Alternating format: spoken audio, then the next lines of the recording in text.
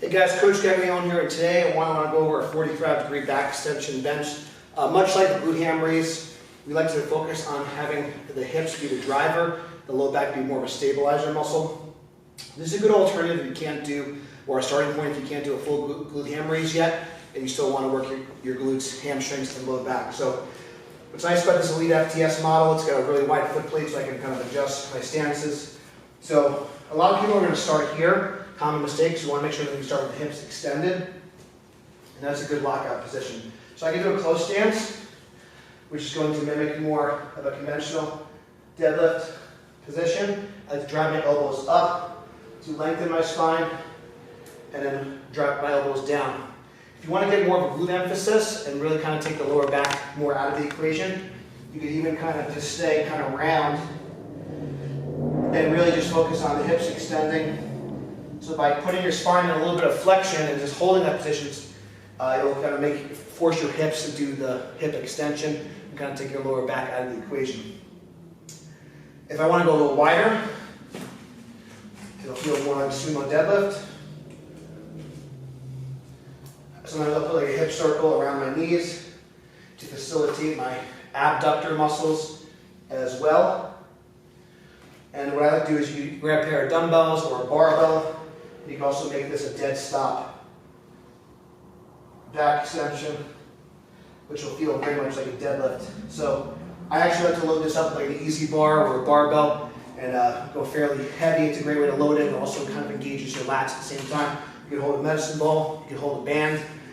The other thing that's really nice for this bench, if you don't have a lot of space and if you want to kind of use it as a preacher bench, it's a great option for that. So you also do some curls.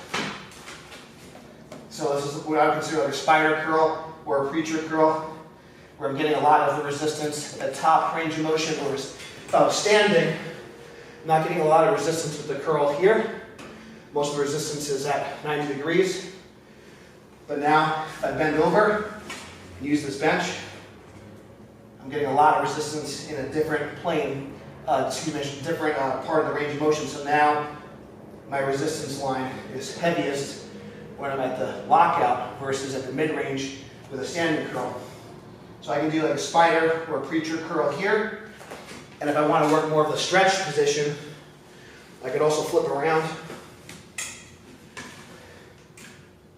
and really stretch. And now I'm working in more of a stretch position as well, and I'm getting a little bit of an isometric contraction of the abs. I could also use this just to kind of place my head on, just as a guide. I can kind of do some rear delt work and other things here. I could use these band pegs as well for other upper body work. So, primarily we're going to be using this for like some bicep work for the upper body, and then for the lower body, obviously its intended purpose of the back extensions. If someone's a little bit weaker and they can't do like a glute ham raise sit-up, this would be a very, very easy version of the sit-up, and I can adjust this as well, if I like. So this would be not a lot of resistance for someone that's a little bit bigger. So if they can't do a glute ham raise crunch yet, this would be an option for them to progress into that if they're like a little bit heavier. And same thing kind of here. I can do some isometrics with my abs. I can hold some weight here, and I can also work my obliques in an isometric fashion. I'm not going to do too much actual lateral flexion, just because our spine's not really designed to have too much lateral, but I could do like a little bit of a short pulse. So if you want to kind of work your obliques a little bit, or anti-lateral flexion, it's also a good piece for that as well. So we're going to hook your legs up. Your bottom leg's going to kind of push into the pad, clamp down. So I'm also working my inner thighs isometrically. So this is something you can play with the angle.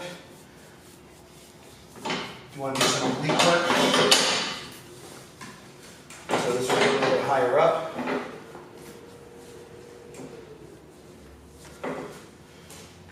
A little more challenging, or lower, to adjust how much resistance you're getting based on your orientation to gravity.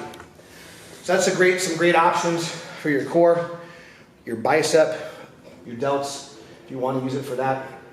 And the primary function, obviously, you're working your glutes, hamstrings, and low back. That's a 45-degree bench. Check out the links below. Please subscribe. Thank you guys for watching. Until next time, stay strong, and we'll see you soon.